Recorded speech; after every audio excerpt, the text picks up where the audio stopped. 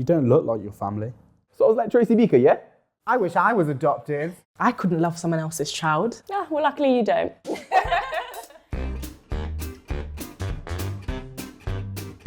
Were you left on a doorstep? It cracks me up, like, is this a movie? Am I Harry Potter? Like, Oh my goodness. We don't want our kid, you can have it. Bye. There's so many laws and legislations and social worker meetings and board things that you have to go through. You cannot just always be left on a doorstep. Waiting for a baby. Wrap me up in a blanket and drop me off at Steve Jobs' house. But he's dead now, so Bill Gates, he'll have to do. A lot of them felt like they were given away and it hurt. So when you talk about putting them on a doorstep, yeah, maybe they might take it metaphorically. That really hurts. It means like giving someone up. So like Tracy Beaker? We get that a lot, don't we? Me and Tracy, we're like that.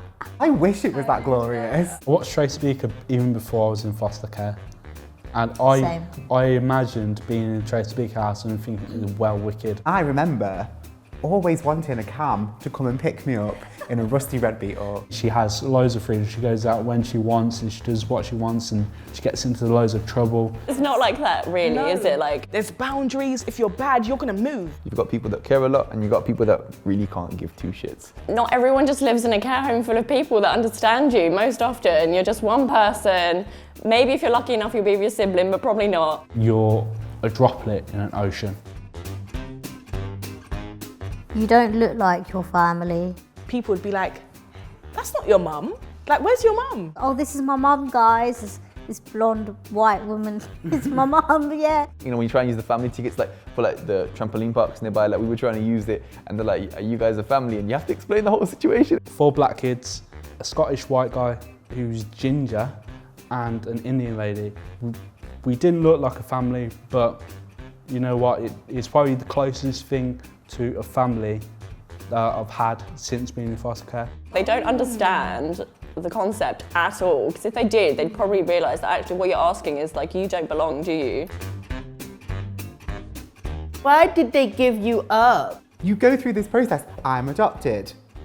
Oh really, why did they give you up? It's almost always the next question. It's a very personal question and I just want to ask them, are you writing a book about me? Why do you have the audacity to even? Yeah, why does no one love you?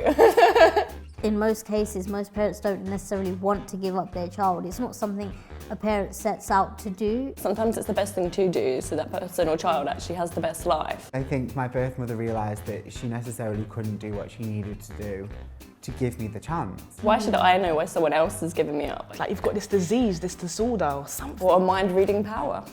I'm gonna take it as a compliment. I wish I was adopted. No, you don't. Yeah, first of all. By I wish I was adopted, they mean, oh, I wish I was living with like millionaires or, you know, going on holiday every week. A lot of people automatically presume that we got to pick our families. Oh no, I don't like them, nah. Oh yeah, they make, yeah, you know, I'll go live with them. It's nothing like that. People want I understand. feel the need to belong somewhere, Yeah. you know?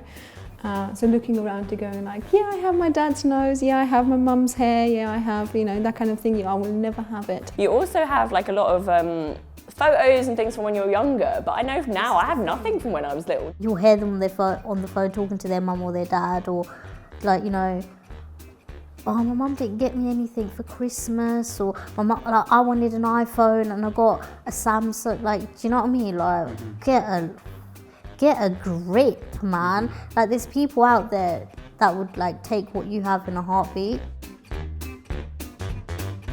Don't you want to meet your real parents? It's an easy question and I understand why they're asking that, but it's a complicated answer. My mother walks past me on the street. She walks past me because she doesn't recognise me. Really? She has a mental illness, yeah, and I can't actually approach her because of health and safety reasons. But I would just say straight up, no, I don't want to meet them.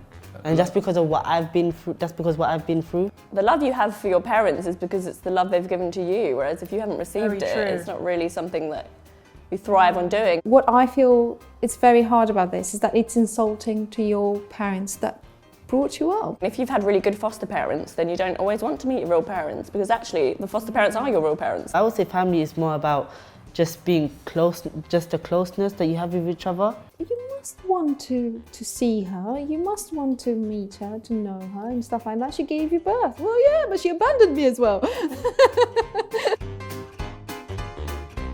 You should be grateful. Are you grateful? I'm happy. I got some support. Like, what do you want me to do? Like, do you want me to have a fundraiser? That one really annoys me. Like, really annoys me. Like, I deserve to be loved, right? We're more aware of it because we understand the value of it more. On one side, I'm really, really grateful for these two incredible, amazing people who took over the responsibilities of raising a child, but I'm really resentful for the people who didn't. This is always a great one. I always get this one. But you seem like you're perfectly normal. I am normal. I'm great.